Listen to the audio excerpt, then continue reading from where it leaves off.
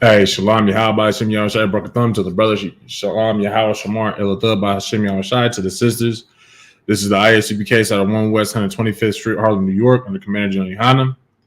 And this is the Tuesday Brotherhood class out here in Las Vegas, right? So as the title says, we're going to be continuing the Wisdom of Solomon breakdown. All of the, I believe it's, 14 chapters, I believe it is, of Wisdom of Solomon. And we're picking, it's like 19. I always say 14 for some reason. 19 chapters.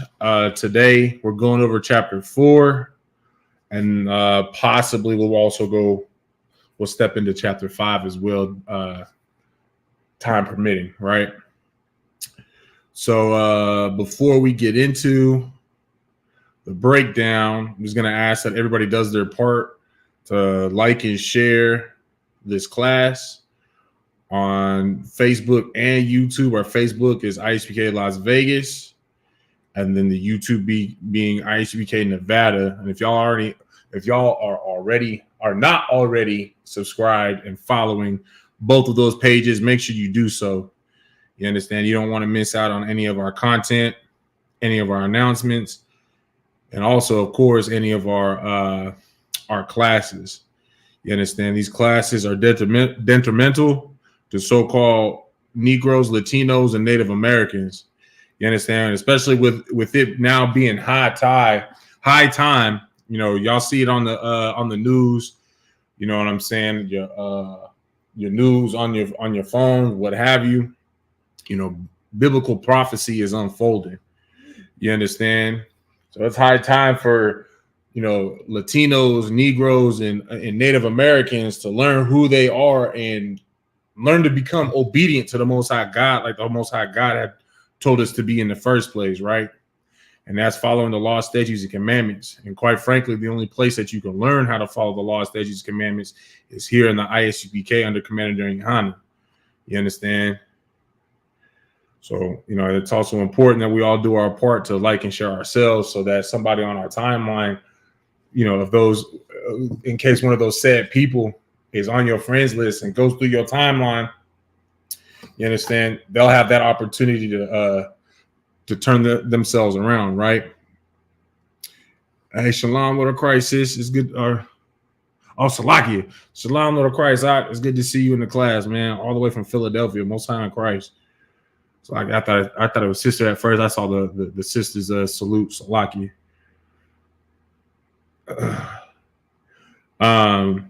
Then also, while I'm liking and sharing the class, if anyone has any questions, feel free to post it in the chat. And then, of course, raise your hand in the class. I'll answer your questions to the best of my ability scripturally. If I'm unable to do so myself, I'll write your question down and take your question to a man mightier than myself to get you the question. You understand? We're not like the Christian church where we're going to sit here and tell you things that make you feel good or, you know, just sound good. We're all about the truth and nothing but the truth. You understand? So I may not have the answer, you know, off top, but I can get you the answer. You understand? And that's what all of the priests and prophets of the Lord in the ISUPK have that ability of doing, is at least getting you the answer. Nowhere else offers that. You understand? All right. So now that that's out of the way, I got everything liked and shared on my end.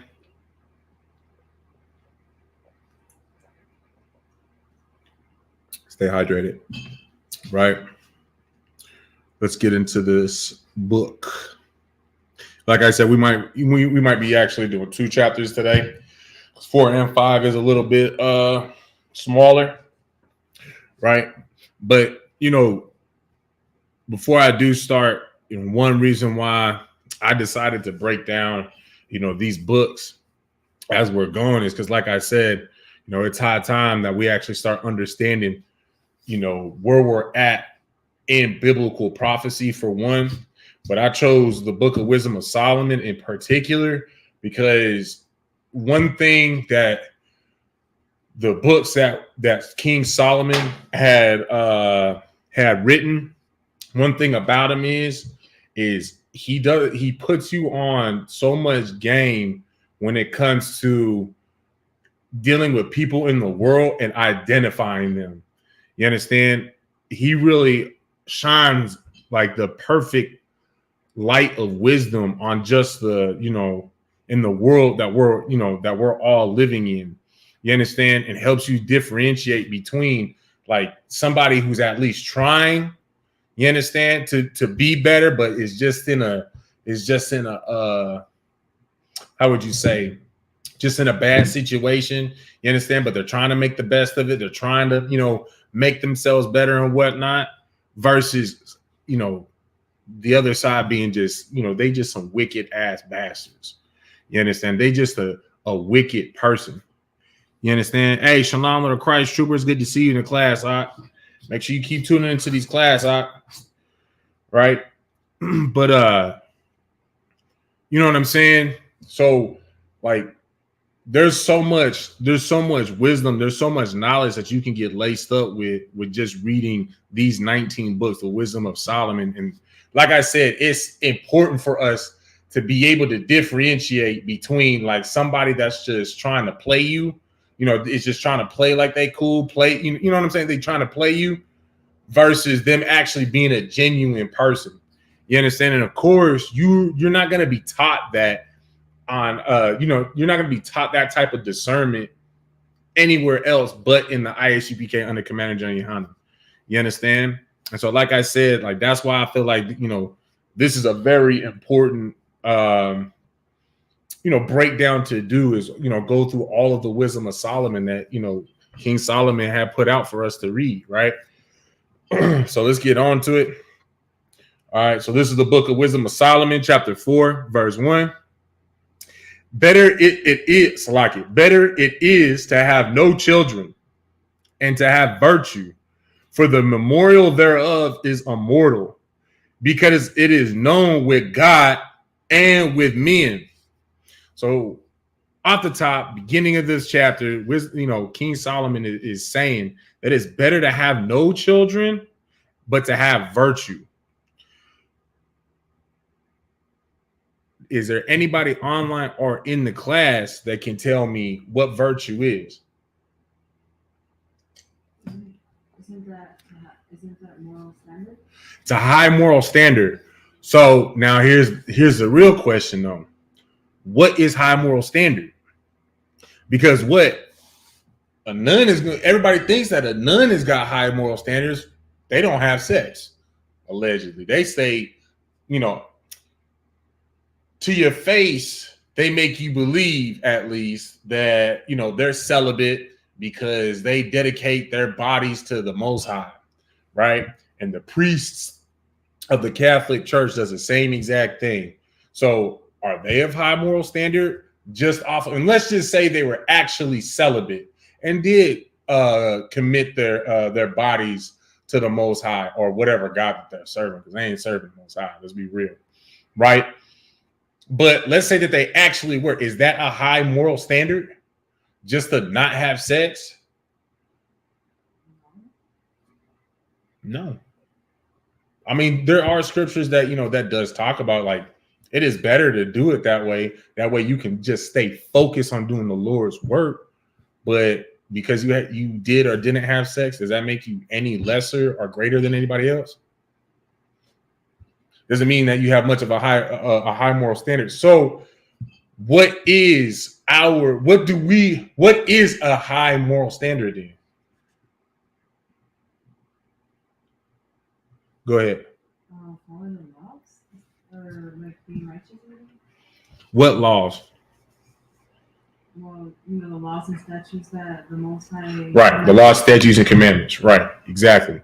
So that having a high moral standard, you having virtue, you being a virtuous man or woman, is you following the law, statutes, and commandments.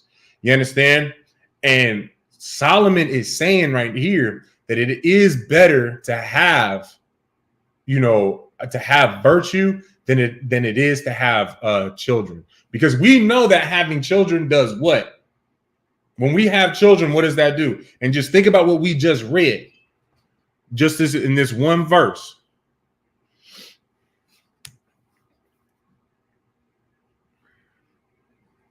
Because see, look, it says, better it is to have no children and to have virtue, for the memorial thereof is immortal. That memorial thereof is the memorial of you being a virtuous person. You understand? Take, for example, King Solomon, King David, right? Yahushua, Mashiach, our king, right? Moses, the people that we read about in the Bible, their virtue is immortalized. This will never go away. The works that they did will never go away. It is immortal. You understand? It will never die. So, what do we also understand about having children? What does that do for us?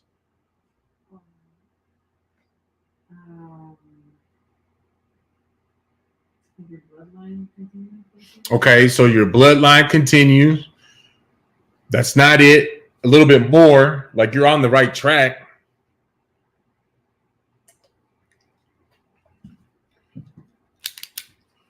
You don't know? I'm gonna try to give them a few moments online to see if anybody has an answer online, right? Because it's actually really important that just because you're online doesn't mean that you shouldn't be participating in these classes when you're watching these classes live, right? Not only does it make the classroom better when everybody is engaging, but it also gives you a good test on knowledge. You understand? And it helps you conquer that demon of, you understand, Salakia, that demon of fear that keeps you, I think I might be wrong, or I don't have the right answer, woo, whatever it is, whatever excuse you may have to not participate in the classroom. You understand? Like, you just pushing past that helps you. That's one small demon that you understand that you do conquer. So it's still important for y'all to participate in the class, right? You want to take it, give it one more go?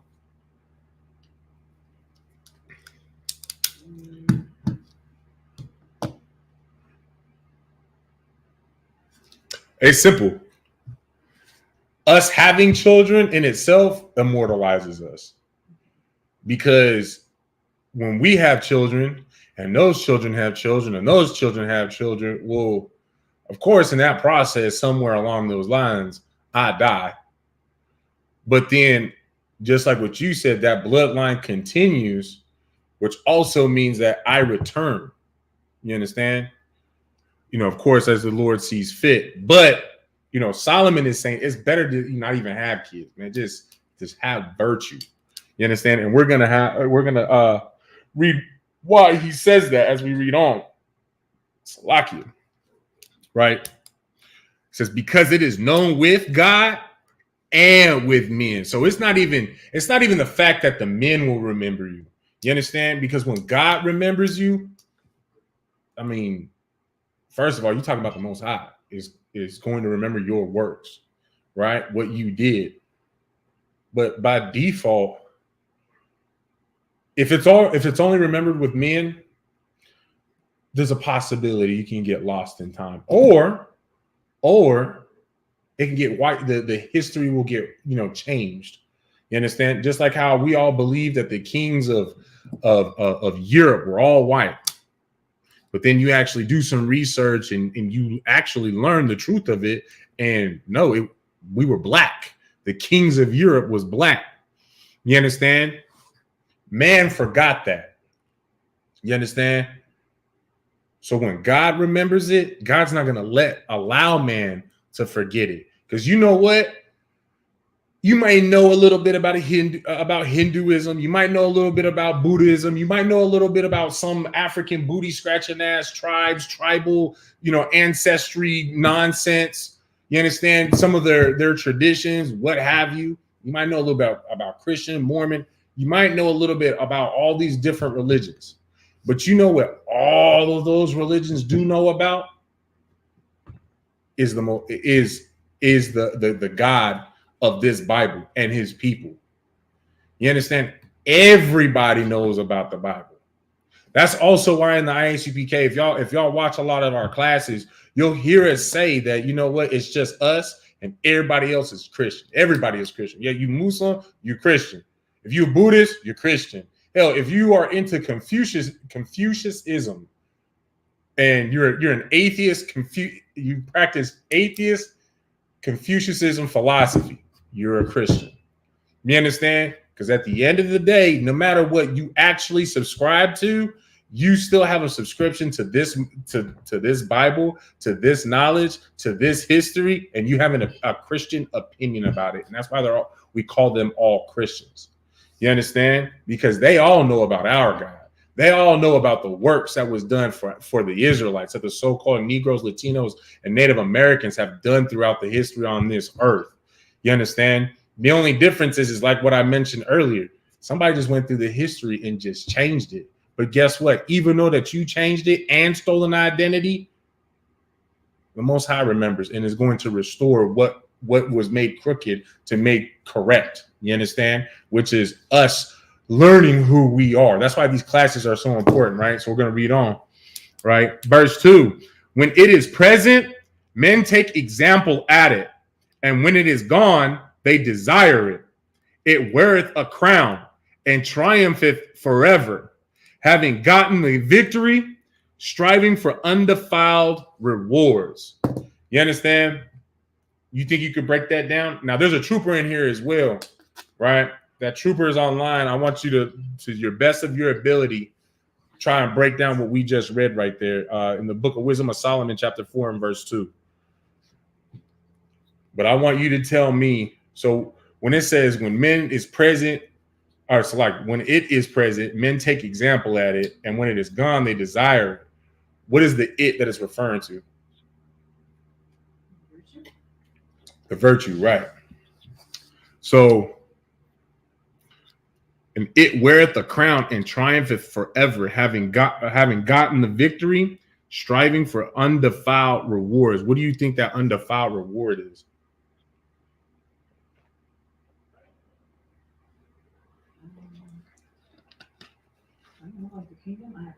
No, that's it. It's our inheritance. Because even though it was stolen, our identity was stolen from us, our history was stolen from us, our culture was stolen from us, and then it was just whitewashed and bastardized into this, I don't even know what to even call what the hell, just disgusting, blasphemous religion that, the so-called Jewish man, practices now with our identity, culture, and history, right? They still don't have the undefiled rewards. You understand? Because the reward was never given out. Yahushua has yet to return with the crown to pass out the crowns of life. He has not returned with the kingdom. You understand? It's like, if I may, is it safe to say it's a commandment to have kids, since he said to multiply? La'ah. Now, I want you to tell me why you think I said no. Now, go ahead. Because Christ didn't have any kids? Right. Yeah, I wish I didn't have any kids. That's like that kind of goes with, like how, how people in the world try to say, oh, but it says that we're supposed to be like a bishop and only have one wife. So they, really try to push that objective, or, push that narrative that, as men, we're only allowed to have one wife, right? Well, how many wives, and that's the law. Well, how many wives did Paul have? How many wives did Yahushua have? And we're supposed to be Christ-like, right? We're supposed to walk just like what Christ did. That's how you know it's not a law. That's how you know that's not a commandment not to have children. But you see, what we read here in the Wisdom of Solomon, chapter 4 and verse 1, it says, but it is better to have no kids and to have virtue.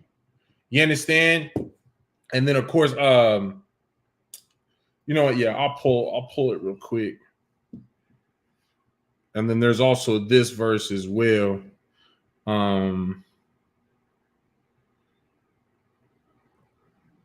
It'd be better. I think that's what it is. It'd be better to not have sex.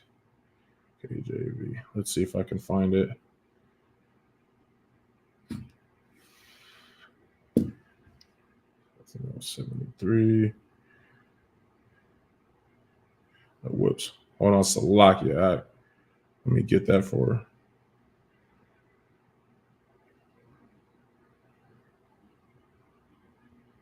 All right, so this is 1 Corinthians chapter 7, verses 1 through 2, right?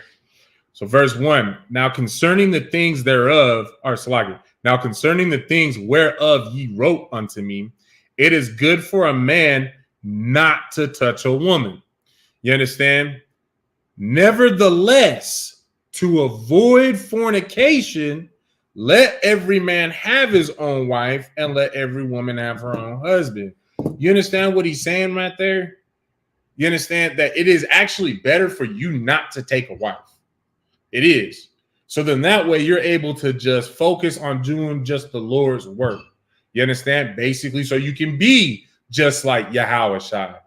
But because, you know, this brother had the wisdom, he had the knowledge to know that, like, we're all not going to be that strong to be able to not touch a woman. Like, let's be real. We all love women, right? As men, especially if you're in the UPK.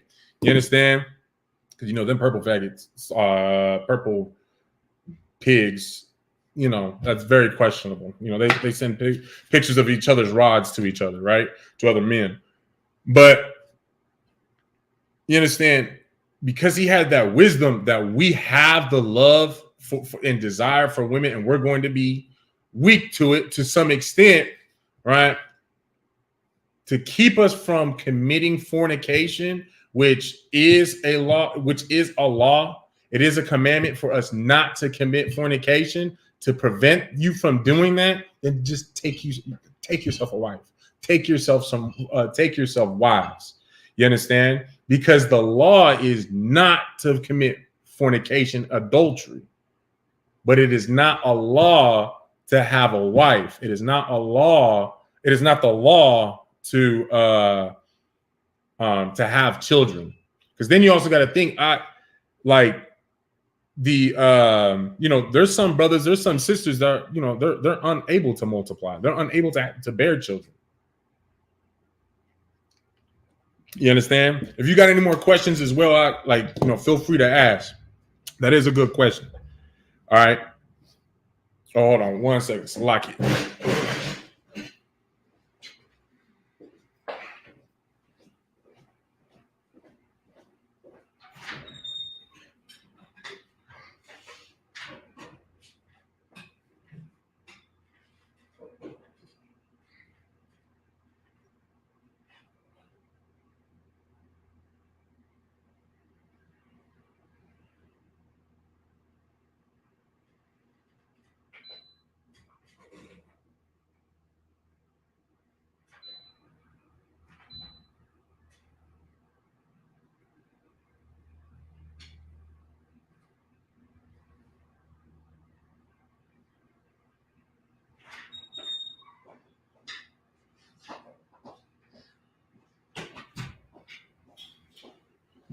All right, slide. So what's that?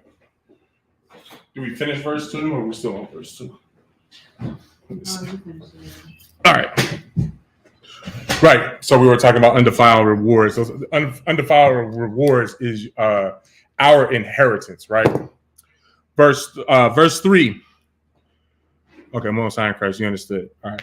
Verse 3. But the multiplying brood of the ungodly shall not thrive, nor take deep rooting from bastard slips, nor lay any fast foundation. Now you see how he just went over real quick, how he flipped from talking about, you know, being being virtuous, and you know what, you know, how that's immortalized and how that's also preferred. Well, now he's switching over to, you know, compare. No, go ahead. To compare what the ungodly is like, you know, basically like what I spoke about in the beginning of class. You understand? Where he's making those comparisons. So the comparisons isn't necessarily always about so that you can identify them, but also to bring you hope. You understand? To bring you hope, wisdom, and understanding. Now, what do you think that hope is about, though? Where's what should you be getting hope from? And I'll read that verse again. Verse 3, but the multiplying brood of the ungodly shall not thrive, nor take deep rooting from bastard slips, nor lay any fast foundation. What should you get hope from? When you're, and you basically can, begin receiving hope from just reading, just this one verse when you understand it.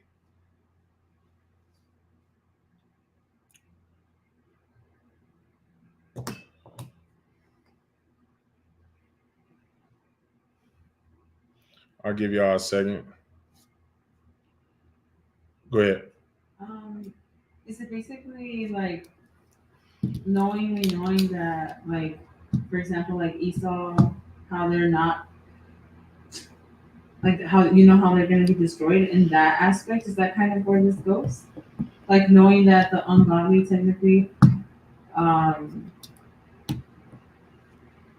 Okay, I feel like I know what you're saying. Just simplify it, because you're trying to over. Well, I can't. That's what I'm saying generally, but that's kind of like where it goes. I don't know how to. So, okay, what do you mean by this? Is what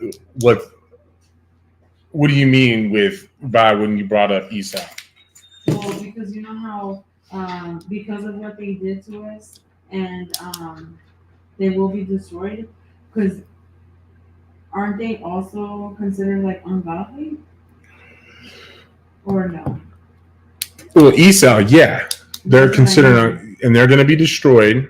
Okay, so is your hope necessarily their destruction? I mean, that's part of my hope, but because their destruction means that we will, when they get destroyed, we will be in the kingdom, right? Isn't that go hand in hand?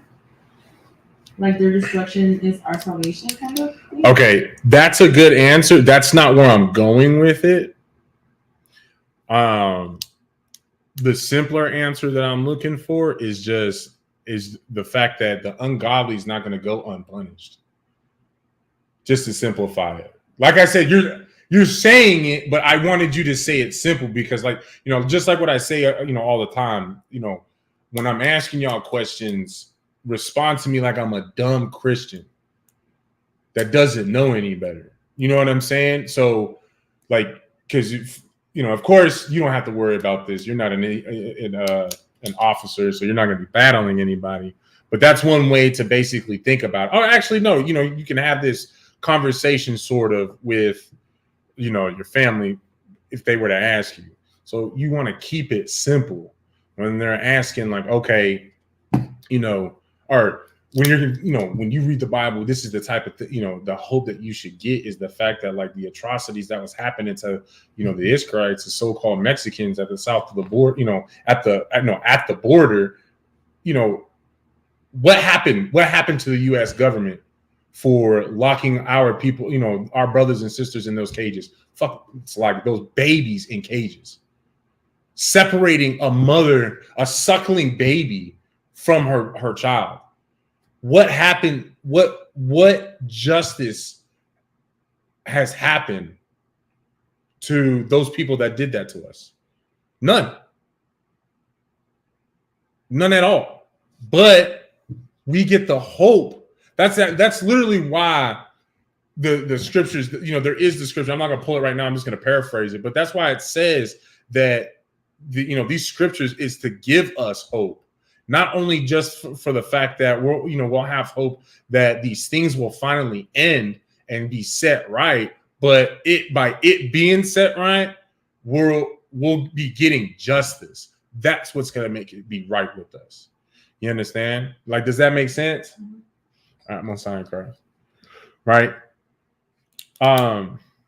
So, but the multiplying brood of the ungodly shall not thrive. And think about it, like, so let's look up the word brood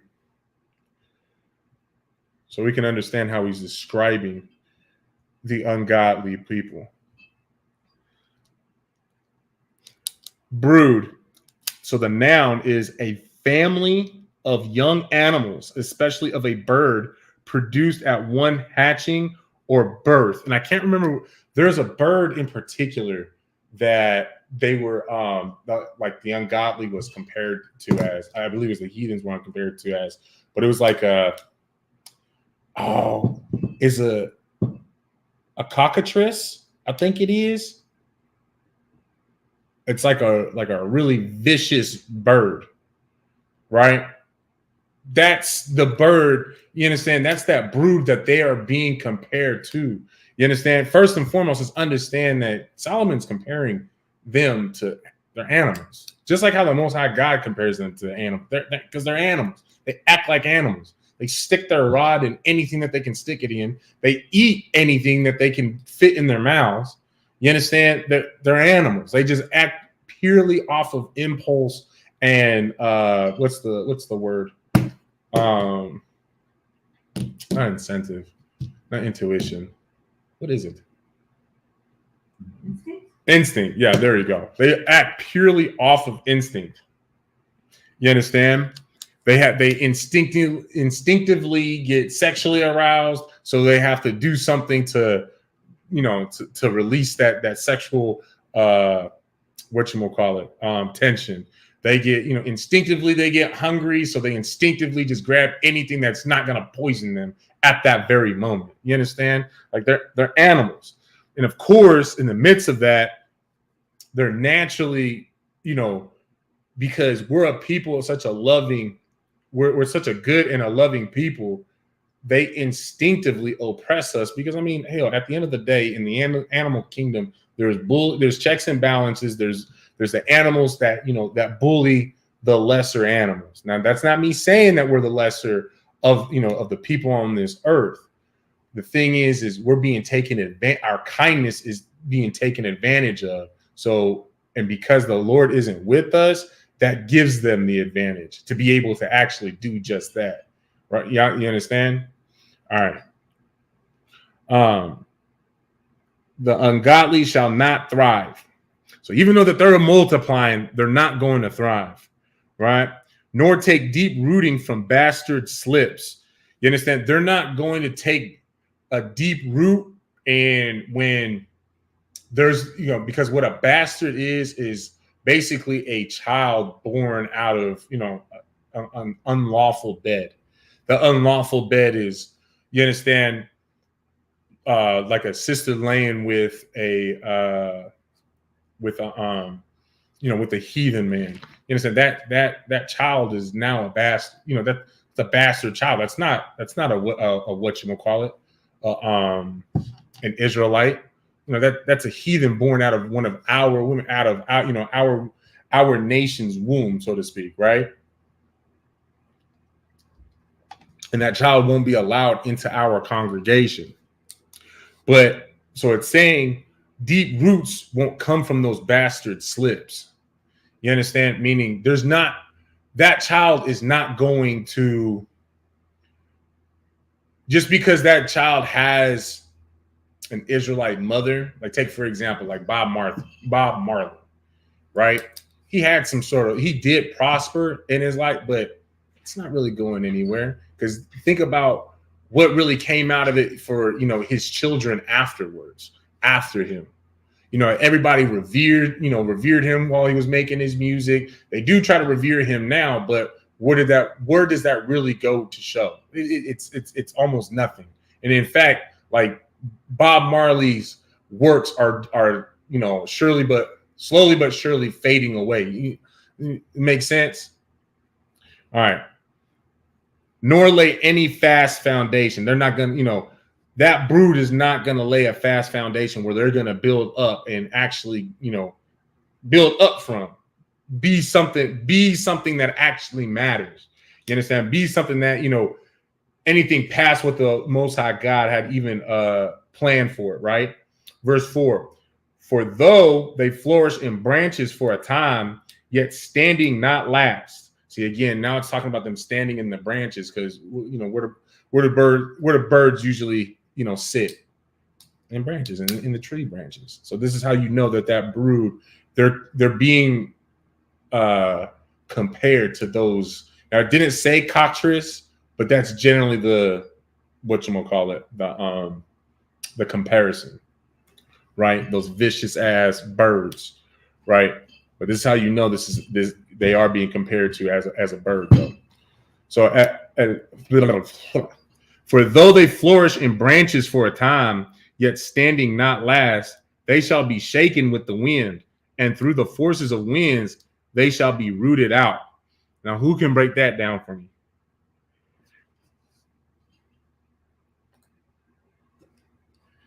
And that's right, Trooper. Oppression maketh a wise man mad. A wise man mad. Ecclesiastes 7:7. That's exactly true. But who can break down verse 4 for me?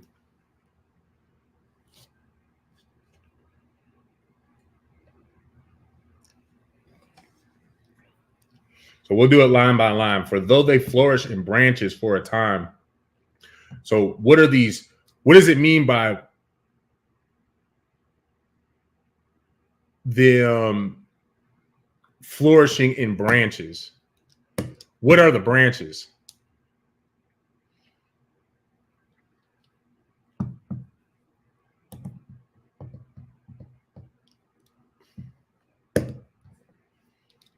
A good reference is it Ezekiel 35 or is it Ezekiel 37? Go ahead. It's not like their families? Whose families? Like theirs? The ungodlies? Yeah. No. Okay. So obviously the branches are on a tree, right? And they're perched up on the tree branches, right? Chilling on those branches. And they're actually flourishing. So you got to think what that tree is in the first place for them. So they're mooching off of basically the tree's success. There's something, the tree is giving it to them. So now you got to think about who the tree is. And that's why I brought up Ezekiel. I think it's either 35 or the 37th chapter. Go ahead. Go ahead. So then is it referring to like wealth? The branches? Go ahead. Oh, because I know that when they sometimes correlate trees with like not kingdom, but like nations. Mm-hmm. So is that not kind of what it's talking about? Like their nation is like expanding, like growing and all that? I think I know what you're saying. How it's the outreach of the nation, basically like so America isn't just North America. It's also, it's Alaska, it's Guam, it's Hawaii. Well, I mean, Hawaii is technically a state. Puerto Rico, the American territories, those branches reach out towards the, places that aren't where the empire actually is. But that's why they branch out across the globe. Mm-hmm. So I think that's what you were trying to say. So yes, that's what, the branches are. And those branches is, their military, their trade, or you say the military, their economy. I can't think I think there was one other thing and that breakdown in particular to be mentioned, but you understand whatever brings that nation out to touch those other nations and quite frankly engulf them, right? So it says, for though they flourish in branches for a time, yet standing not last, they shall be shaken with the wind. Now, my question is like, whose branches are they standing on, though? Go ahead. Right. It's the tree of Israel. It's our family tree because everybody is perched up on us, right? Everybody, all of the ungodly is, they're mooching off of us as we grow, become better, we become stronger, this, that, and the other, become more of a healthier tree. What do though? They pick all of our nutrients off of us. They pick, when like take for example in the music industry, right? You've got these rappers, we have these musicians who, produce this music. People like it, this, that, and the other.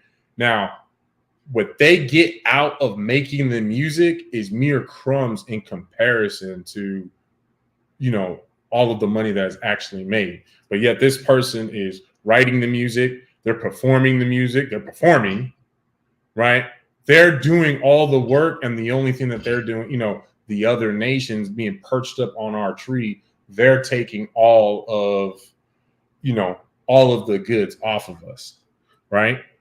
So then it follows with, yet standing not last, they shall be shaken with the wind, and through the force of the winds, they shall be rooted out. So what is that? What is that saying now? So just think about a bird sitting on a tree branch, and that's my hint, or the most I'll give y'all. And then a wind goes through.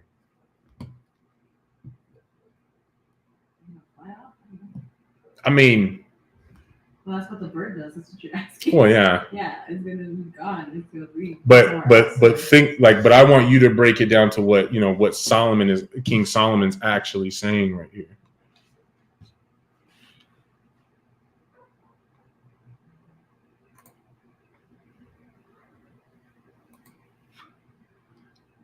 Yeah, we're not dealing with that.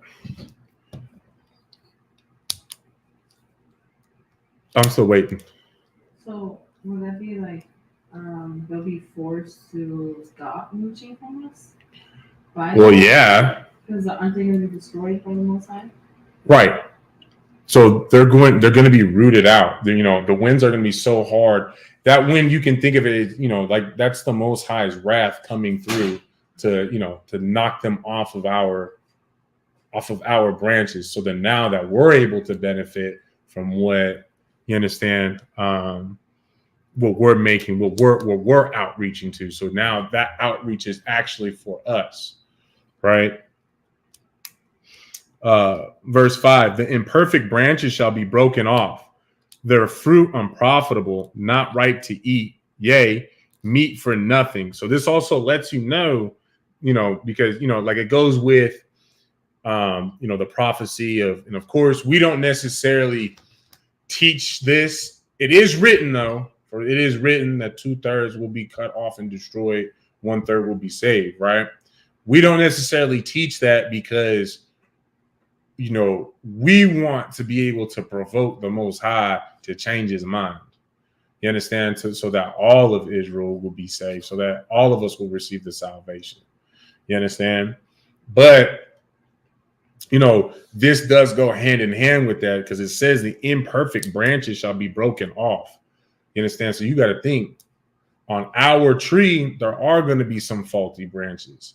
You understand? Basically, those branches that get corrupted by those birds, those other nations that were perching themselves up on us.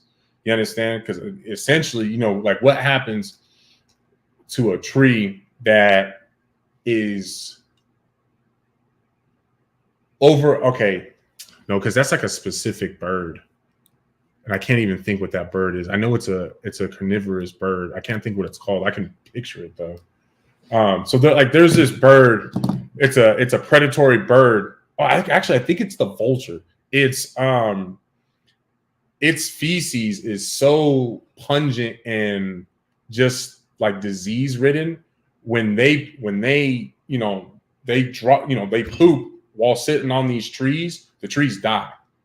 And it starts by the branches, because obviously they dump on the branches, and then the branches start to die. So that's one way to actually think about it, is that, these other nations are dumping on us, and we get caught up in the shit, and you know what I'm saying, and get caught up in their shit. So now we become like them.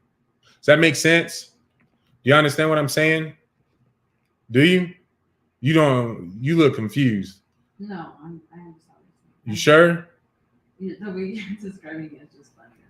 Well, I mean, because you got to think, we're talking about a tree, right? We're talking about our tree, and that is technically what's happened to our people. You understand? And so that's why it says, the imperfect branches shall be broken off. their fruit unprofitable, not right to eat. Yea, meat for nothing. You understand? It's no good. They become no good because they're caught up in crack cocaine. They're caught up being drug dealers, caught up being murderers, and refuse. They don't know how to change. You understand? And it's not necessarily even their own fault. You understand? So verse 6, for children begotten of unlawful beds are witnesses of wickedness against their parents in their trial. So now we're talking about a child, not like, the bastard slips. Now we're talking about a child who's got an Israelite father and a heathen mother. You understand? For example, that's one example, I should say. Of course, I started with that one because that's how I relate to this verse in particular.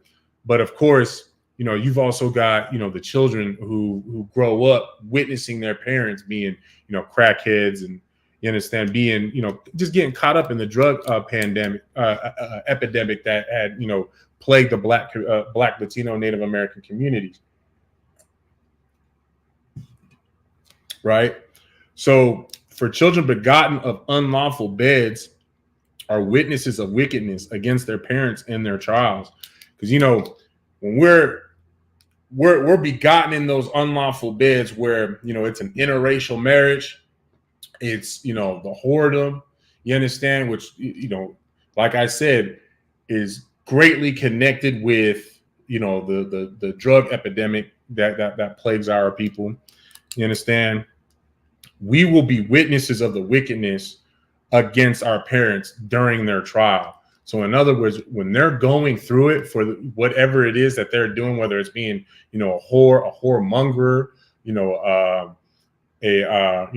a part of, an interracial marriage. Like, I've never seen an interracial marriage actually work when it's mixed with our people.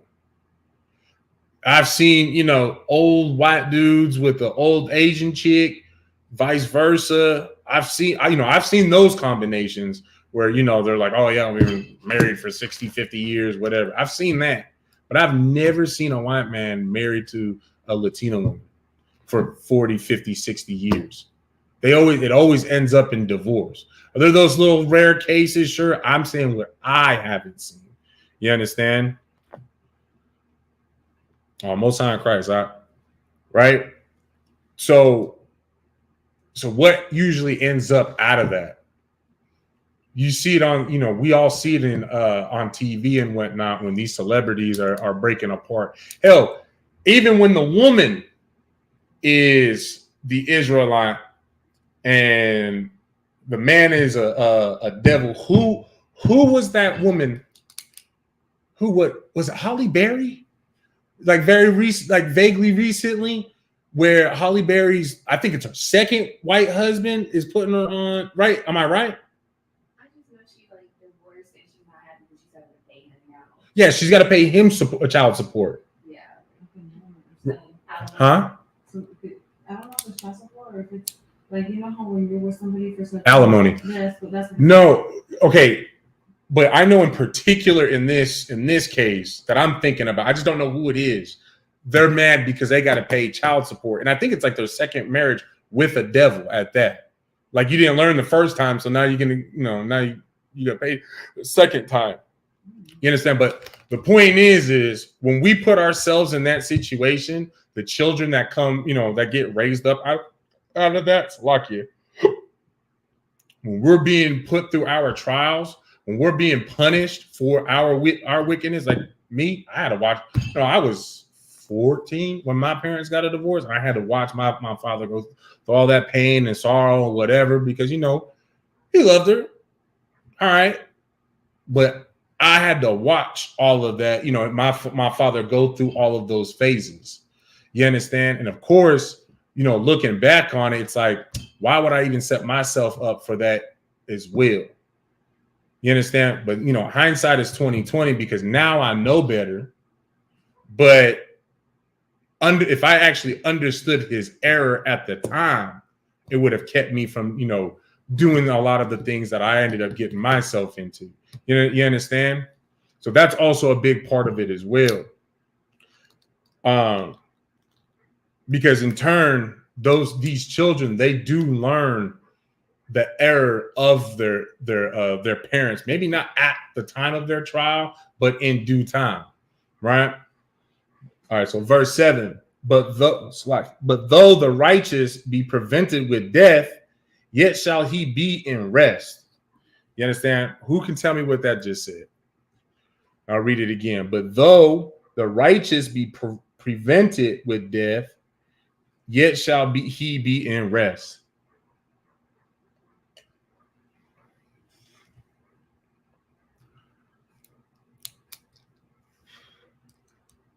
And of course, though, for those that are online as well, feel free to. In fact, I encourage you. I feel like my line is crooked, like every 5 seconds. I encourage y'all to partake in the class, right?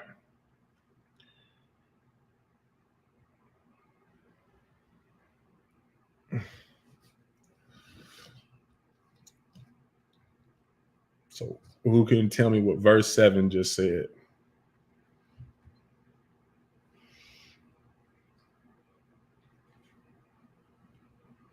I have a question. Mm-hmm. Because when it's saying prevented with death, is it speaking about that they will be prevented from like the trials by dying? Like, and that part I just find a little confusing. Does it go with that? So it's okay. Okay, wait. Ask that again. So the verse before that, right, where it talks about the trials, that Mhm. we go through, Mm-hmm. when it says, "But thou the righteous be prevented with death," is it the prevention talking about trial, like going through those trials? Well, part of the trials can lead to death, yeah. But you also you can think of it like this: is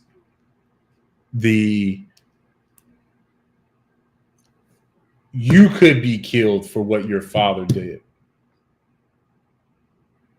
So during his trials, you could be killed. You understand?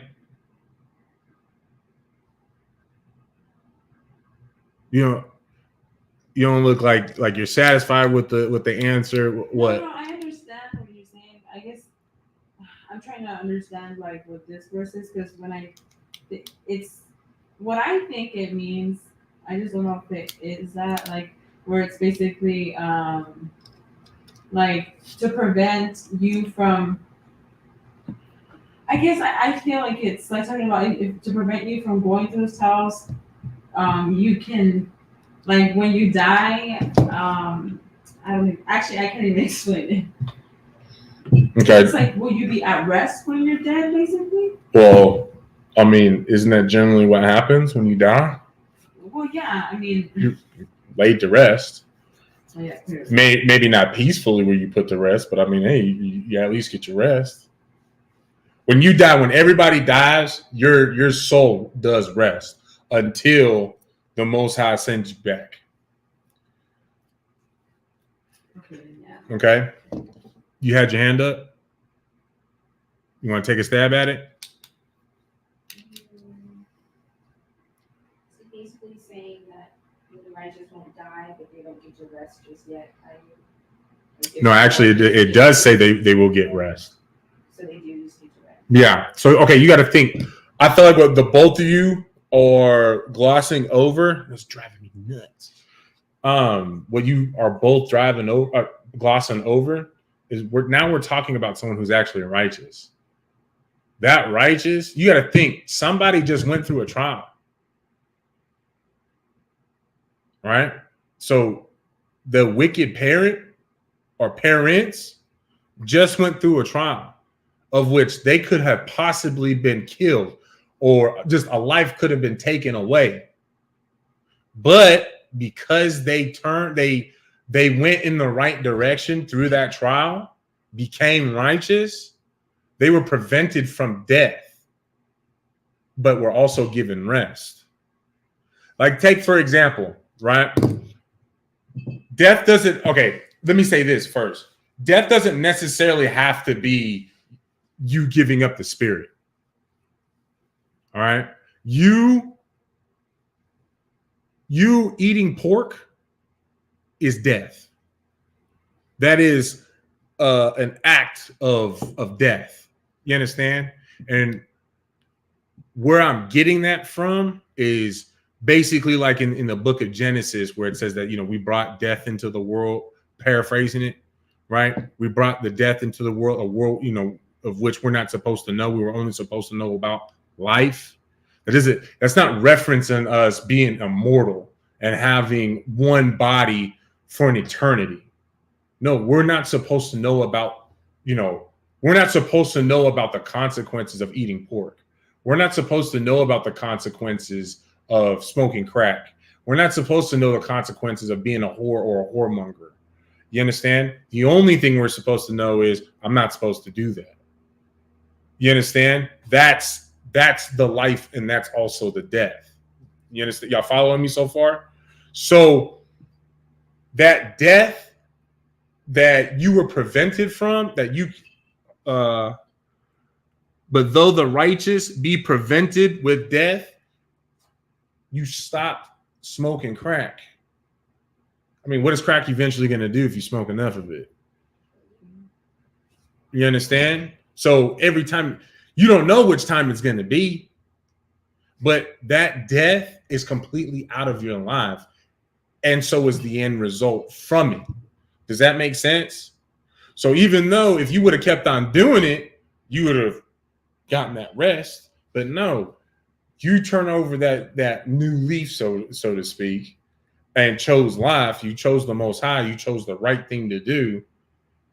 And so now, even though that death was removed from you, but you still get rest. Just think about, so this is what I was about to say. Just think about how, like, take, for example, how it killed us before. Both of y'all are parents, right? How it killed you every single year before when you had to do, when you felt obligated to do Christmas every year, how it killed you every year to buy some presents for some little ungrateful little child. I mean, that little one's a little bit too young, but still, right? Just how financially, like, that killed you. But you know what was also killing you in the first place? The fact that you were pissing off the Most High.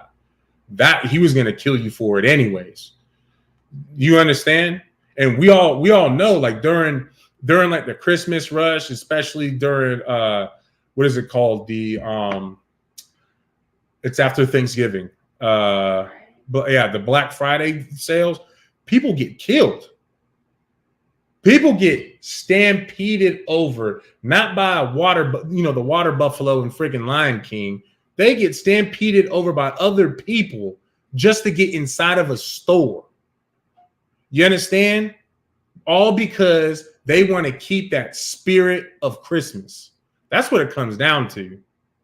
You understand? And so they're killed in their sin. They're killed in the Most High's wrath of the fact that you're not supposed to be doing this anyways. So y'all understand what I'm saying? All right, Most High in Christ. Verse 8, for honorable age is not that which standeth in length of time, nor that is measured by number of years. I'm going to read verse 9 as well, and I want y'all to tell me what this says. Verse 8 and 9.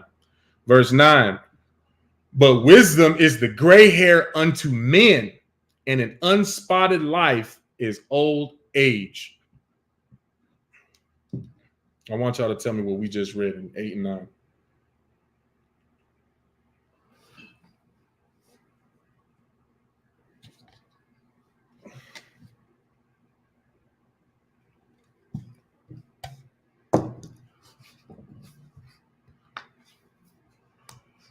So tell me what this says. For honorable age is not that which standeth. Salaki. For honorable age is not that which standeth in length of time. Go ahead. So, is it saying that your age is it measured in time with wisdom? Wait, say that again? Like your age isn't measured with time. time, but with wisdom? No.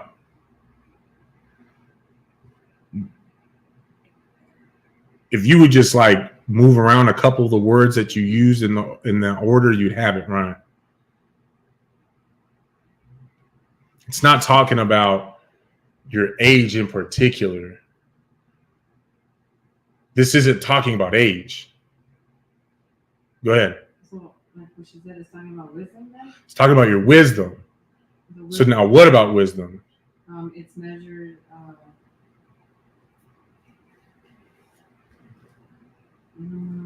So it's not measured by years, basically? Your wisdom isn't measured by your age. Exactly.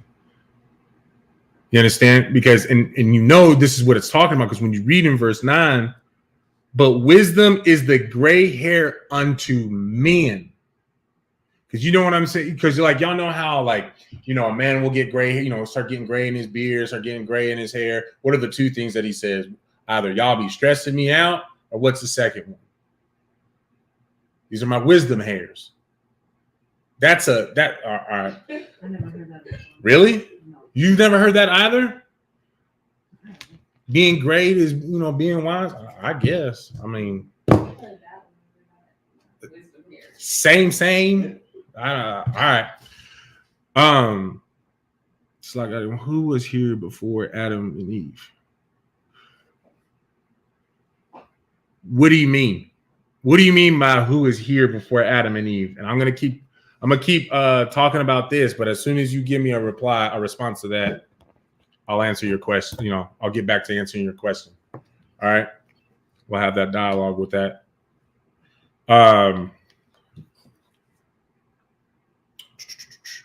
So like, where was I at? Verse 9. There we are. But wisdom is the gray hair unto men, and an unspotted life is old age. Y'all know what an unspotted life is? Do you?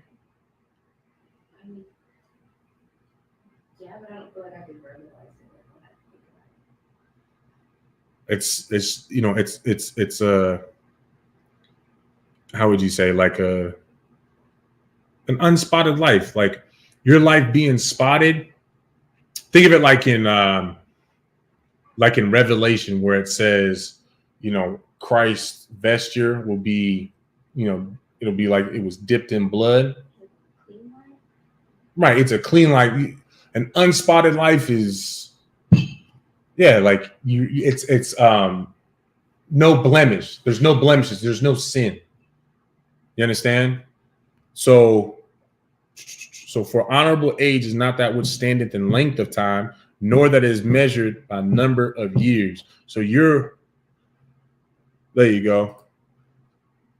For some reason, it says only Facebook user, perfect life, good reputation. Good job, Facebook user. I'm not sure who you are, though. Salaki. But for honorable age is not that which standeth in length of time, nor that is measured by number of years. We understand that this is talking about, you know, the wisdom. Your wisdom isn't necessarily measured by your age. And who can give me an example of that, though, so that we all know that, you know, we understand that. Go ahead. Sounds like your grandma thinks she knows it more than you, but she doesn't. Okay. Are you talking about my grandmother personally? No, I'm talking about, well, You're right. It would be right. But no, I mean like in general, like especially like for the instance. Oh, Salagi, sir. Hey, shalom with Christ. Go ahead. For instance, like since we know the Bible, or we understand like, the commandments, that's what I mean by your nana doesn't know anything, because right. they're older than us, but they don't understand. Right. Exactly. And ultimately, what is the only wisdom that actually matters to us? Because, I mean, she's got wisdom, you know, and to your point, since, you know, you want to throw my Nana under the bus, you know, she's got wisdom of the stars and Mercury and Venus. And now just recently I learned that, you know, we got to take into account the moon cycle as well. It's not just Mercury being in retrograde that messes up the communication. I guess it's a full moon too. I think she's just moving the goalpost. But anyways. I think she's writing new rules as she goes. But anyways, you know, like The only wisdom is what wisdom is the only wisdom that matters to us. And when I'm saying us is as Israelites, as Israel.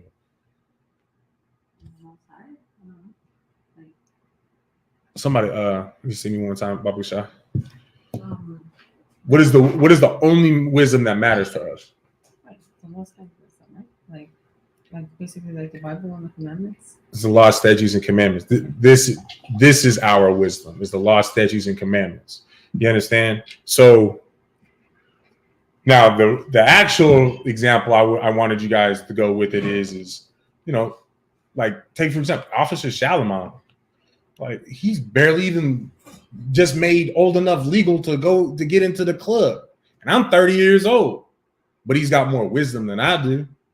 You know what I'm saying? And then of course we have that set up in the school because obviously he's done his due diligence, he's done his work, and he studied to have that type of wisdom. You understand? He's been here longer. He knows more than I do naturally. So of course that's why he's a 1,000 and I'm a 500, right? It's that same exact thing. It's not about how many times that you've revolved around the sun. You know what I'm saying? Your wisdom, he understands our wisdom better than I do. Doggone it. You understand? And then verse 9, but wisdom is the gray hair unto men, and an unspotted life is old age. This is us being cardinal and thinking that, you know what, as a man, we think that somebody who's old got gray hairs. Oh, well, you've been on this earth long enough. Like you should know. Or, like how my Nana says all the time, it's like, oh, well, I've been here, X amount of years. I should know. I know what I'm talking about. I do my research. I know I've been doing this for a very long time. Well, never mind. I ain't gonna say that. But you understand? She just shows that she may have some knowledge in what she's talking about, but it doesn't really pertain to the things that actually matter, right? Being cardinal. Love her though. My Nana still.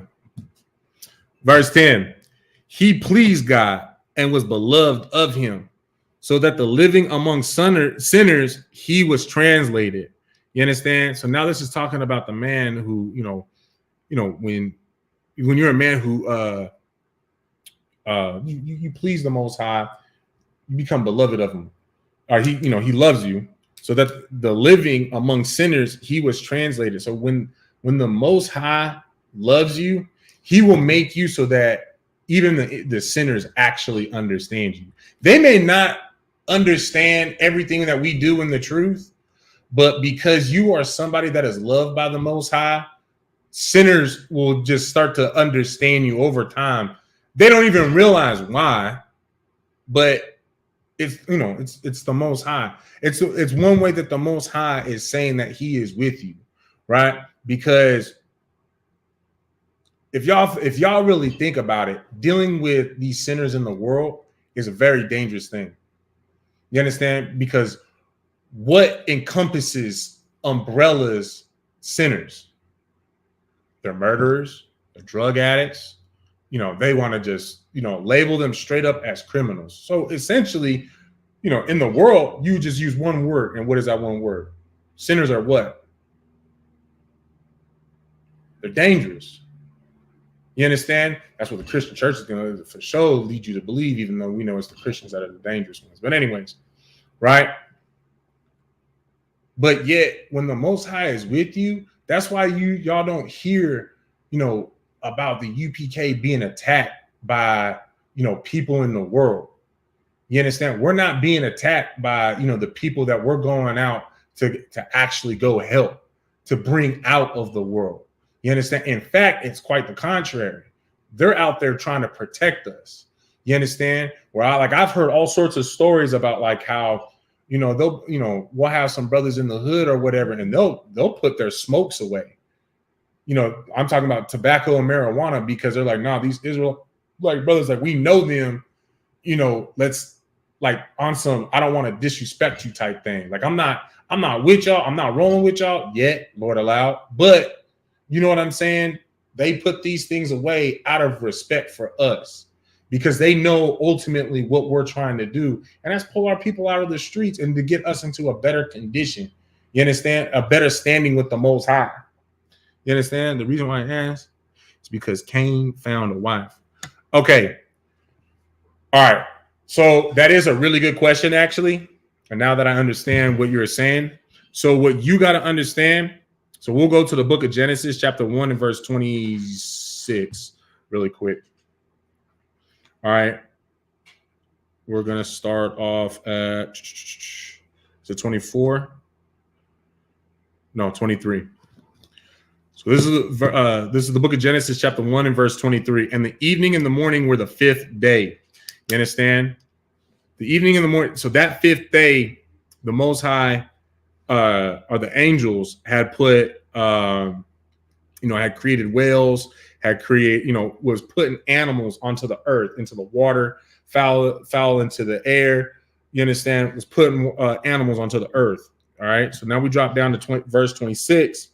And God said, let us make man in our image and after our likeness, and let them have dominion over the fish of the sea and over the fowl of the air and over the cattle and over all the earth and over every creeping thing that creepeth upon the earth. Right. So now we're being, in verse 26, we're being created and also given dominion over those, those said animals. Right. Now drop down to verse 31. And God saw everything that he had made, and behold, it was very good. And the evening and the morning were the sixth day. You understand? So now we know what happened on the fifth day. We know what happened on the sixth day. But mind you, understand that Adam wasn't on the scene yet. It made no mention of Adam. All right. So when you go over to Genesis chapter 2 and you go down to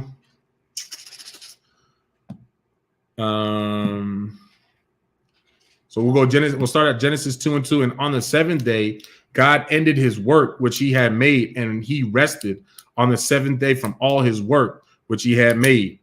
Right. So now we're on the seventh day officially. Okay. Now go down to verse 7.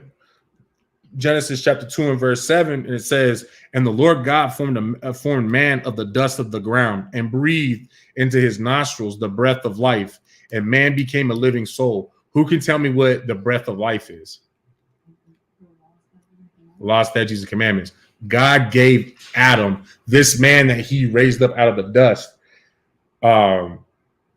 the breath of life. He gave him the law, statutes, and commandments. You understand? So I'm going to pull one more verse, and then it's all going to make sense as to how Cain was able to find a wife. All right.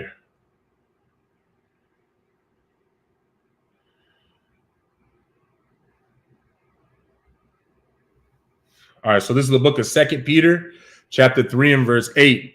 But beloved, be not ignorant of this one thing. So he's saying, have this now. Make sure you understand this. And there's a reason why you have to understand this. You understand?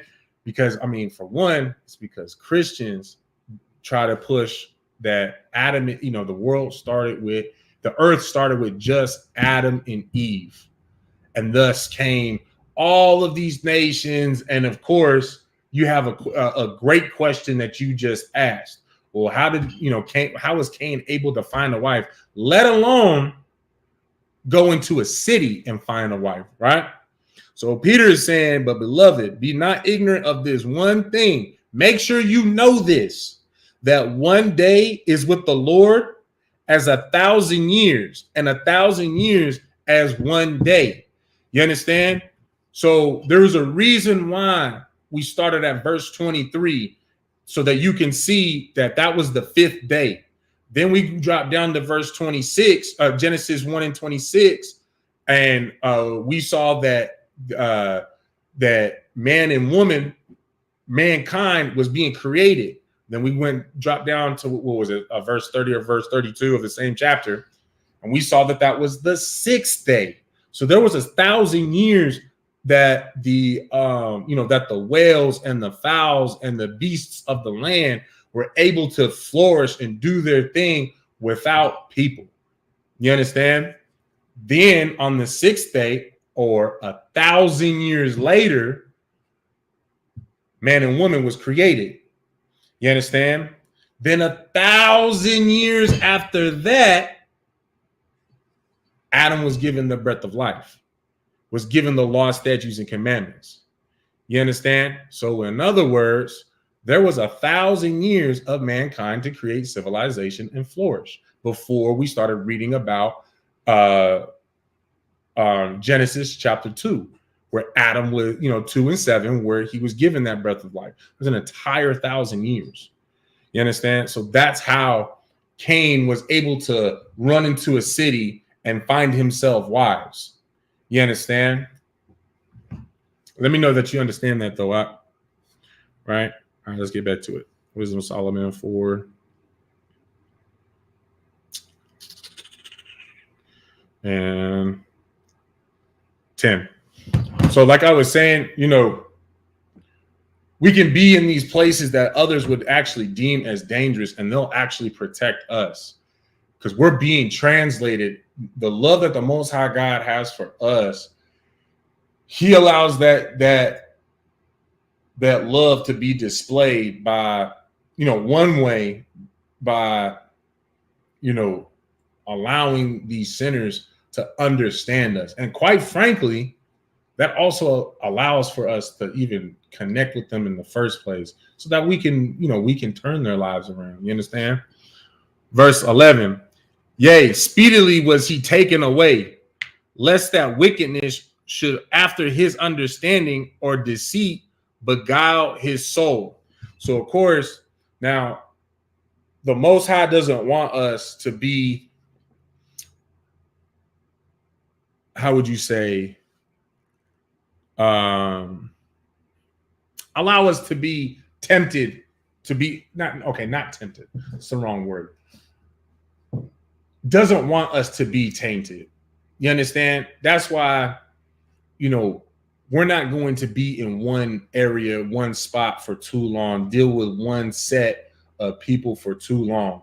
Because it's just like what this saying goes, birds of a feather flock together. You understand? Or like how they say, on Facebook all the time, if you want to be a millionaire, you surround yourself with being millionaires. If you want to be smart, then you need to surround yourself with being smart. You're going to be like the people that you surround yourself with. You understand? So it's only going to be basically for a time that you would be around, these sinners, and eventually, not necessarily being removed, maybe you just get tagged out, and it's another brother turn to, what I'm saying, deal with that area, deal with that for a time. Like, does that make sense?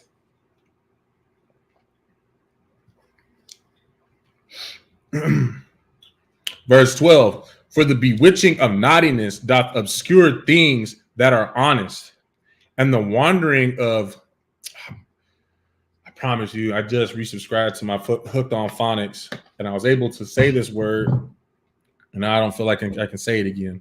And the wandering of the what? What? I can't even say it. No, you said it right. Concupiscence, right? Concupiscence doth undermine the simple mind. Do y'all know what this really long word means? So, and y'all can, and look it up, but it's basically like a perverted mind, like a lustful mind. While you're sitting there thinking about, lustful things. You found it? Uh-huh. What's it say? It says strong sexual desire or lust. There you go. You understand? Mm-hmm. I do research. So, so we'll read this again. For the bewitching of naughtiness doth obscure things that are honest. So, when there's that constant action of, conjuring up of naughtiness, being, wicked things, it obscures things that are honest. So, In other words, when something that is honest is messed with too much, is altered too much, it obscures it. You understand? Evil things will obscure honest things if it's allowed to mess with it too much, right?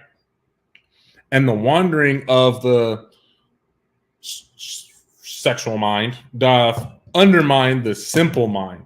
You understand? So, like, take for example, this actually is a great scripture to show why things like pornography is so dangerous. You can do you can say pornography. You can say what's something else? Like the cartoons that they have today, where they're constantly pushing that objective that it's okay to be an alternative lifestyle, or you know what I'm saying, that where it basically brainwashes these kids, these honest kids. They don't even know how to lie yet. They don't even know what is right from wrong yet. It's teaching them automatically that the wrong things are okay. You understand? And so, like I actually seen it on YouTube. They have there's a video. It's like a cartoon. It's a show for kids, mind you. And they're talking about how it's okay to masturbate, and that you can even masturbate with the friend. Like, what the hell does a 6-year-old child need to know about masturbation for? I mean, hell, to be honest, it wasn't even until I had my first son that I learned that we get erections at a very young age. He don't know what the hell that means. You understand what I'm saying? Those babies don't know what that means. When they're 6 years old, I didn't know what the hell that meant. And in fact, I thought that stuff was embarrassing, but they're on TV teaching the kids that, it's okay. In other words, you know what it is? It's setting them up to be sexually assaulted by these sexual predators. You understand? But, like I said, this is a great scripture to show just how dangerous those types of videos, pornography, stuff like that, is terrible for your mind. Because like it says, it undermines the simple mind. If you have a simple mind, you're somebody that can, because you see it being done, because you see it and nobody's getting in trouble, nothing bad happens, you think it's okay. You understand? Verse 13, he being made perfect in a short time fulfilled a long time. What does that mean? Most High Christ, Trooper.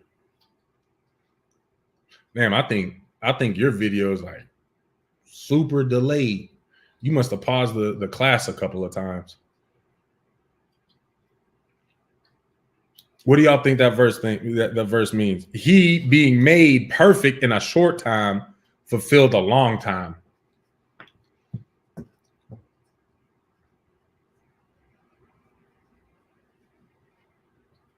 No? Well, it's kind of like, for instance, like right now that we are following the law, statutes, and commandments, even though it's only been for that period of time. Like, for instance, like that short amount of time. Does it mean that the long time would be like if we did make it into the kingdom? Because that's like a lifetime, isn't it? Well, I wouldn't. I don't know. Okay. Like something along those lines. So it's actually, like kind of like that verse that we just read, where what was that, 2 Peter's, where it said, one day unto the Lord is like 1,000 years here. Right? So remember, let's not be ignorant of this. Make sure that you know this. How does that verse pertain to what we just read that I'm questioning y'all about?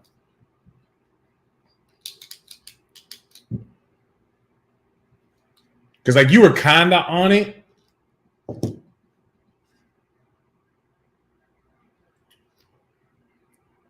But my question would be, what about somebody like Captain Ariya? He was born in the truth. What is he now? I think he's like, oh wait, no, I think he's like Shalimah's age. I think he's like 22. He's between 21 and 24, maybe 25. Right? This is all he knows. So him being perfect his entire life. And let's say Yahushua doesn't crack that sky and return until Captain Ariya is, I don't know, he's in the 60s. Right? I mean, doesn't it being a short time still pertain to him? So that's my hint. And of course, that verse we just read in 2 Peter's.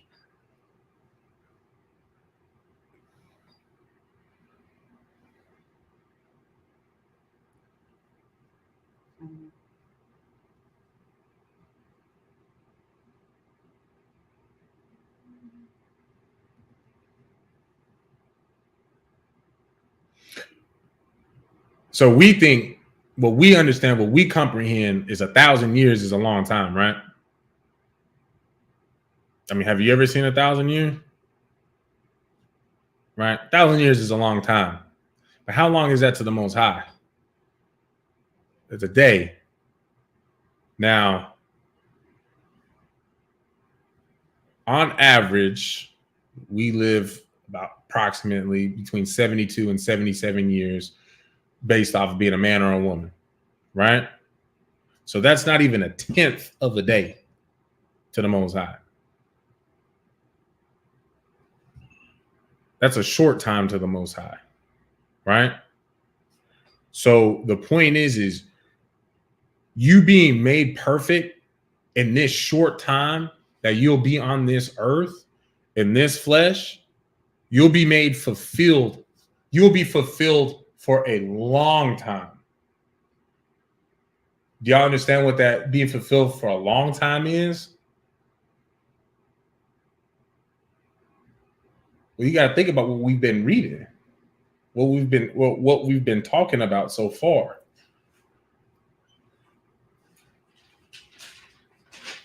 What verse was it at?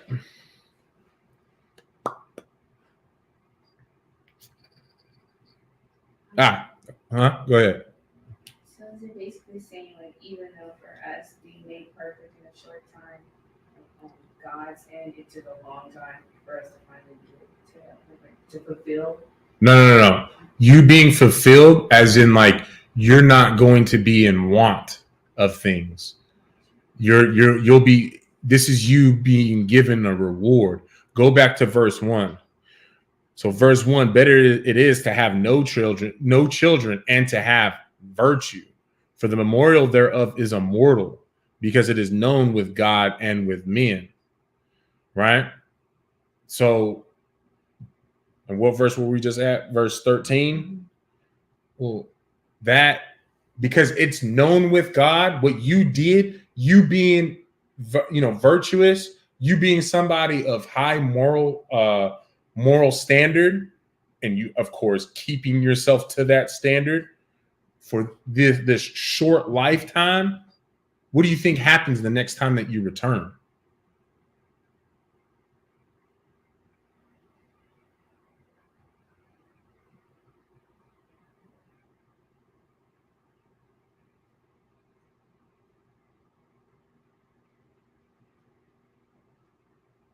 What do you think happens? You'll be fulfilled for a long time. So what do you think happens?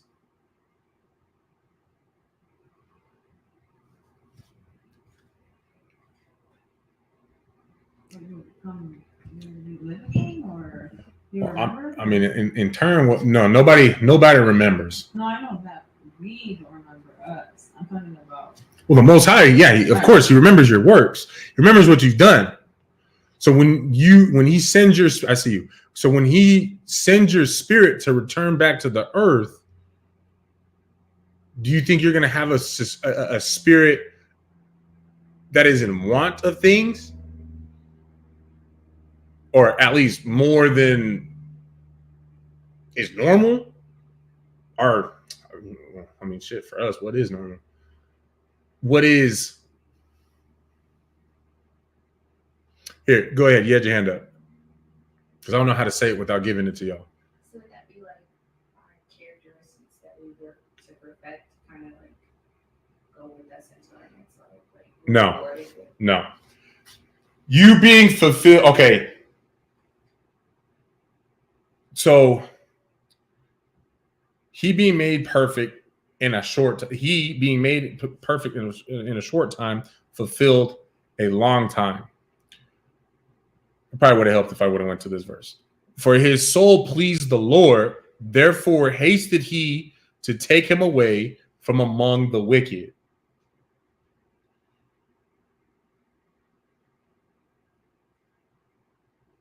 So you made yourself perfect. You understand? And so now you're going to be fulfilled for a long time. Us as a whole in the ISUPK, what would y'all say? How do I want to say this? What do you think fulfills Commander Yohana and his captains, his generals, captains, and officers? What do you think would be fulfilling for us? Go ahead. If we have rulership. If we have what? Rulership? Okay, but before we get the rulership,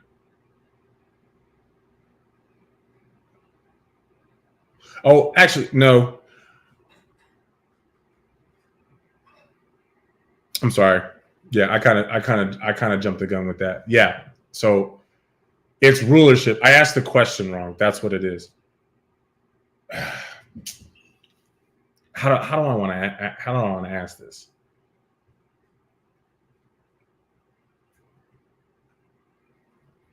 All right. So we understand that regeneration is real. That we understand that regeneration is a thing for us, right? We all understand that. You being on the earth today means that you was walking the earth before, right? So now we also understand that we are in the condition that we are in right now because we effed up. We screwed up. We disobeyed the Most High. So what we're doing now is we are being given an opportunity to clean ourselves up and be back in good graces with the Most High God so that we can get the inheritance of which we were promised, right? Which would be our fulfillment, being in the kingdom, the rulership, right? So, because now it says, for his soul pleased the Lord, therefore hasted he to take him away from among the wicked. So the Most High will be quick to remove you from those that are wicked. You understand? Not necessarily on some, it may actually be, you know what, your time on earth is done. Like you did your job, like you're good. You did what you're supposed to do. You're perfect. You're good. You're not coming back until everybody that, until it's time for the, those that are going to rule for the 1,000 years. When Christ returns, you'll return then at that time, right? Or it can just be as simple as, and I'm sure, we've all gone through it when we start to come into the truth and we actually hold our ground and we're like, you know what, you're my family. I love you. I'm not going to leave you. I'm just not going to partake in your Thanksgiving. I'm just not going to partake in your Halloween. I'm not going to partake in, you eating these unclean foods. I don't want you to be smoking around me and my kids. I don't want to be around that. I don't want, when you start putting up those walls, you're like, but listen, I love you. Like I still, you're my family. I still want us to be in each other's lives. When they don't want to give those things up, what do they end up doing? They separate themselves from you, right? But in reality, that's the Lord doing that. Because just think about with some of those people, just how far left it would be if those people would decide to, to be around in the shadows, like what potentially they could do to your children. And I'm kind of, you know what I'm saying? Like, you know what I'm talking about. Because, obviously, if it pertains to you, like, you know what I'm talking about. Or, because like at the end of the day, like think of it like this, and then we'll move on because we are getting a little bit short on time. I actually thought we would get to chapter 5, but I'm too long-winded. Thinking about it like this, like we all know that, like it's always a difficult thing for us at first when we're coming into the truth, and we're like, no, I can't eat pork, and I'm tired of re-explaining to people over and over again, and sometimes it's to the same goofy every single time why I'm not eating pork or why I'm not doing this. No, I won't buy you that. Wooty wooty woo, right? We get tired of that, and it becomes tedious. The Most High will remove these people from you so that you don't have to deal with that anymore. You understand? Because let's be real, being repetitive with the things that we dislike, it wears you down, right? We all agree on that. It wears you down. It's wear and tear. And the Lord is only going to make you, deal with as much as he knows you can handle. Just have to endure up into that point. And that's one thing that we always have to, keep in mind whenever, things are going, a little bit left, and you're just like, man, this effing sucks. Like, I really don't want to be going through this. I really don't want to deal with this. But just remember that, one thing that I always tell myself when, I'm going through, I can't say that.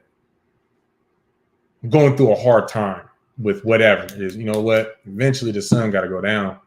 Eventually the sun's going to come back up. In other words, this isn't going to be forever. It's going to end eventually. You understand? There's, the day's not going to last forever. Right? So, make sure that we always remember that. All right? Because once you do your time and you don't know how much the Lord wants you to do, how much work he wants you personally to do yourself. You understand? It might be just a handful of things, and then, it'll hurt us. It'll take your spirit, but we know that you're going to return. And when you return in rulership. You return in the kingdom. You understand? Or, you're going to embrace the suck with us a little bit longer, but your life gets a whole lot easier where you get, financial relief. You get, all the wicked people that were around you, completely removed. You get that big job promotion where, you ain't got to go to slavery in person. You can just, go to slavery at home, or, you know what I'm saying? What have you? The Lord will set you up. You understand? All right, verse 15. Let's try to knock out these last 5 verses. Verse 15. This the people saw and understood it not, neither laid they up this in their minds, that his grace and mercy is with his saints, and that he hath respect unto his chosen. What in particular should stand out in that verse?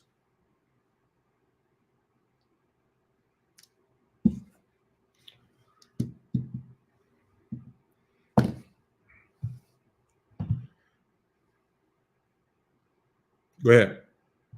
That his grace and mercy is with his saints. Why? Because basically, like, he'll have mercy on those, or he may have mercy on those that are like following like the laws and statutes and stuff. Wait, say that again. Like he'll have mercy on those that are actually following the laws and stuff like that. But what exactly about that? Like, why should that stand out? Why is that something that's important for us to even give recognition to? Like, why am I making sure that we understand what this means? That this is here, and for us to also understand in that verse. I mean, that it's comforting to know that he makes a merciful, or I don't know. No, go ahead. That he respects those. No. Well, what do Christians believe? That the mercy and what does it say? Mercy and grace is for whom? It's for everybody. You know, they got some little corny stipulation. All you have to just say is that you're covered in the blood of Christ. That you accept, Jesus Christ as your Lord and Savior. You got to go, dunk yourself in this nasty ass water that everybody's probably shit and pissed in, and we don't even have a filtration system for it. They got some stupid, corny stipulation for you to believe that Christ is for you. Now, who could tell me what a saint is? What's the definition of it? Pull it up on Google and tell me what Google says a saint is. A person with knowledge is holy and virtuous, and typically regarded as being in heaven after death. Okay.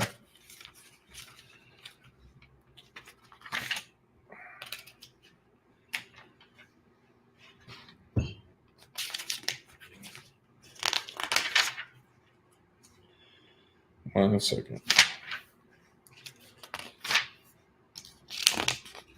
And I'm actually curious to see if it's the same definition in the pictorial Bible dictionary or not, as it is on Google. So I reckon we're going to find out.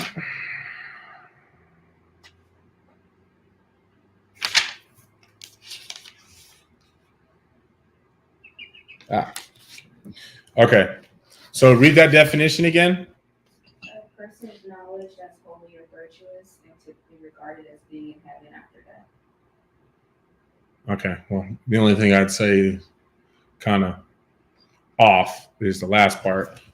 But so a person sacred to God in the Old Testament, this English word is used primarily to render the Hebrew adjective kodos, which is H7705, which means set apart, consecrated, holy. Right? So now my question is, right, who can be a saint? Go ahead. Israel? Only Israel. Only we can be separate. Only we can be set apart. But why?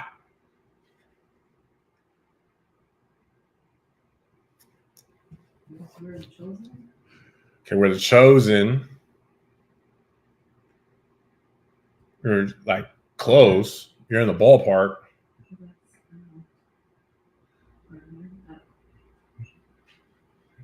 Well, we're the only ones who are given the law, statutes, and commandments.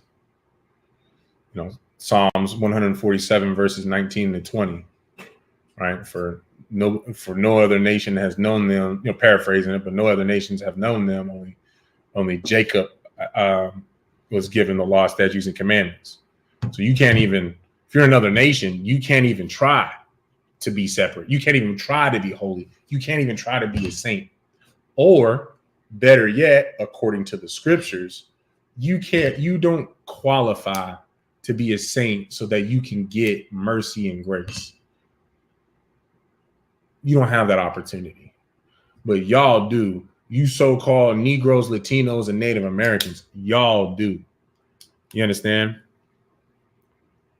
Now it says, this the people saw and understood it not, neither laid they up this in their mind. You understand? These other nations, they never even thought about the fact that, that his grace and mercy is with the saints. You understand?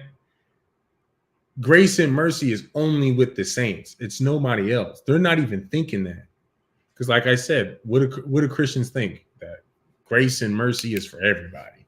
You just got to say you believe and wash. You understand? That's all you need to do. And that he hath respect unto his chosen. Thus the righteous that is dead shall condemn the ungodly which are living. And youth that is soon perfected the many years and old age of the unrighteous. So who can tell me, says, who can tell me what this means? Thus the righteous that is dead shall condemn the ungodly which are living. How does the dead righteous condemn the ungodly living?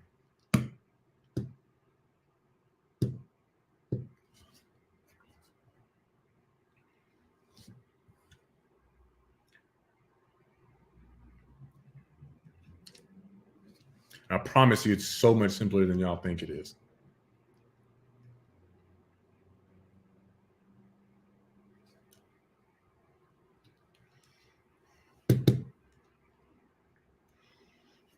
And I think this trooper is way off. And that's what. All right, just for time's sake, so we can push it through. I push forward where we're at. So y'all got to think, when y'all talk about Moses, when y'all talk about King David, King Solomon, when we talk about anybody in the Bible, do we say anything in our own words, or we just tell you what these words say of what they actually did? So when Moses, or who's an example? So we can say when Yahushua said, for who is my brother, who is my mother? For only my brother and my mother is those that do the will of the Lord, the will of the Father, right? Paraphrasing, I'm probably off a word or two, but you understand? When he says that, have you ever tried reading those words to a Christian? How upset that they, well, that's just your understanding. That's just your doctrine. That I read it from the book. And the crazy thing is everybody wants to try to say that you can't understand the King James Bible, but then when you just read it a little bit slow, when you read it the way you're supposed to read it, and then you ask them, okay, but what about that? Then it's, well, that's just, now all of a sudden they're freaking scholars. They are great reading. They have great reading comprehension. They magically understand the King James Bible, but they say, but that's just your understanding. That's just, well, you won't even answer my question though. You understand where I'm going with that? What I'm getting at with that? Right? You're condemning them with the innocent blood, the words of the innocent blood that they had shed. You understand? And of course, that's going to continue on because, like the prophecy says, and just paraphrasing it, but like as things are unfolding, eventually they're going to start hunting us down, right? The priests and prophets of the Lord in the ISUPK, they're going to start hunting us down because of what we're standing for. You understand? And because of that, they're going to be condemned because now what are they doing? What are they continuing to do? Is shed innocent blood. You understand? Which it condemns any man, right? And the youth that is soon perfected the many years and old age of the unrighteous. So in this, all of this is coming forth because of the fact that we are now understanding the Bible. You understand? The seals have been unlocked, have been broken for us to be able to understand, our children, our newborn babies that we've had, like they're going to go through life, Kazakia and Shakal, by the time they're like 6 years old. Now, I'm not going to say they're going to be, book ready, savvy to, go out to camp and read and prophesy into the wind. But you understand, they'll have a good understanding of what the Bible actually says and a decent explanation of why they're not supposed to do the things that everybody else is doing. And a prime example is Rakaziah, right? I mean, he be checking the dose. He's like, hold on. What's in this? I can't have pork. That boy lets it be known that he is afraid of disappointing the Most High. He's afraid of disappointing and offending those above him. You understand? And that's what comes out of this. You understand? That's what this is talking about right here. You understand? And youth that is soon perfected the many years and old age of the unrighteous. All the things that the unrighteous couldn't perfect, the youth are perfecting. Which the only thing that's even worth perfecting is what? Following the law, statutes, and commandments, obeying the Most High God, which in turn really ain't even that hard. We really think about it. You set your child up to follow it, that's not going to be a hard and difficult thing for them to do, because it's difficult to quit what you're already been doing versus just being taught how to live your life in the first place. Just think about how hard it is, even today, for a lot of people, or not a lot of people, but you know, how there's just certain, whether it's worldly or like even the things that, you know, aren't unlawful, like we hold on to what we grew up with. When we know that, oh, I can do this, I'm not letting it go. This is what I grew up on, right? Whether it's, you know, it's certain, you know, dishes that we that were made for us as we was growing up as kids. It was you know, it may be a game, a song that you used to, you know, sing or play while you was a kid. You understand? The way that you may, you know, deal with instructing your children, the things just kind of go on. When we know that, okay, it's lawful for us to do it, we keep on doing it. You understand? But then as soon as you find out there's something that's unlawful that you have to stop doing, damn. Well, now I gotta embrace this. I don't want to say it. It's a terrible phrase. I got it out of the army. Embrace the hardship. Yeah, the hard times. I'll say that. You understand? Because it sucks. You got to go through it. You're like, man, but you do it because that's what you're supposed to do. You understand? But when we teach it to our youth, they don't have to go through the same hardships that we do. You understand? Do we have any questions? All right.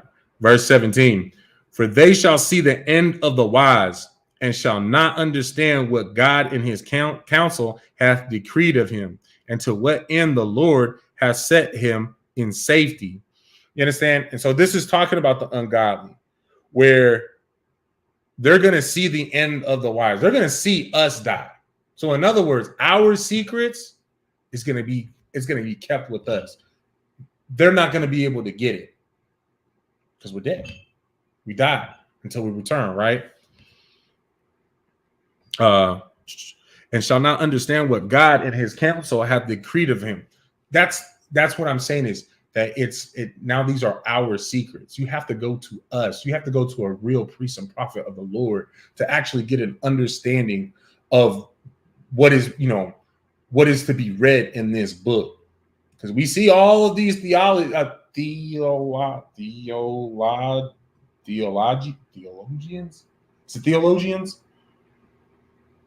all these people who want to study all these doggone religions and whatnot, can't break down the freaking Bible. Because all of them, they sit there and argue amongst themselves. They don't know the Bible. They can't decipher, they can't decode it, but yet nobody's able to defeat and come up against the ISUPK's doctrine, what we teach. And it's not, I wouldn't even call it a doctrine. It's just the simplicity of the truth. Nobody's able to refute the truth that we teach. You understand? Because it's the truth. You can only have one truth. You understand? There's not many truths. It's just one truth. You understand? And they'll never be able to decipher it without us, right? And to what end the Lord has set him in safety. They don't understand what is being set aside from us. They think, like, take, for example, when these nuclear bombs start, lighting up the sky and hitting all these other nations and whatnot, they think that everybody's going up in flames. No, they're not. Because you know who's not? The Lord's chosen. The ones that the Most High God has deemed worthy to be, to be protected. to be taken, taken up in those chariots. You understand? Verse 18, they shall see him and despise him, but God shall laugh them to scorn, and they shall hereafter be a vile carcass and a reproach among the dead forevermore. So, of course, that's very simple, man. They see us and they despise us. All these other nations, they hate us. The ungodly, period, they hate us. And I'm including the ungodly, which includes our people who decide, like TD Jakes, and that's really the only pastor that I know, big pastor that I know. But you understand, all these pastors in these Christian churches, you understand, they